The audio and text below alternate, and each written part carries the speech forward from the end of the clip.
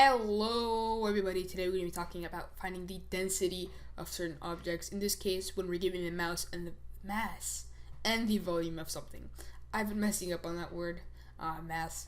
So let's be getting to it. Alright, so in density, we need to have two variables when we find the density, and that is our mass and our volume. So I'm going to go ahead and highlight those with the pen tool really quick. How about green? Alright, I'll use green. We'll have the mass here and also the volume here. We also need to identify these values with this formula called the density formula, is what I'm going to call it here. And so it'll be D, right, which is density, of course. It's going to be equal to mass divided by volume. So essentially what we're going to be doing here to find the density is find the value for mass and divide it with the value for volume, and then that'll essentially give us our value for the density. Let me give you the answer to this problem, or actually let's work step by step and do this so you can completely understand it.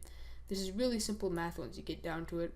As science, everything can be broken down into math. Math is the language of all things scholarly, yes. Alright, so we're looking for a density. So density, what is our mass here? Our mass would be 60 grams, and our volume would be 2 cubic centimeters. So 2 cubic centimeters, right? This is going to be really easy to divide. We're going to divide the numerical values here. So 60 divided by 2, of course, that will be 30, right? And these don't cancel out, these variables don't cancel out, so we're going to leave them as grams per cubic centimeter. And this is our final answer. So our final answer will be 30 grams per cubic centimeter. And what essentially this means is the density of this object. And I'll leave you with this. Density can be related to almost all things in your life.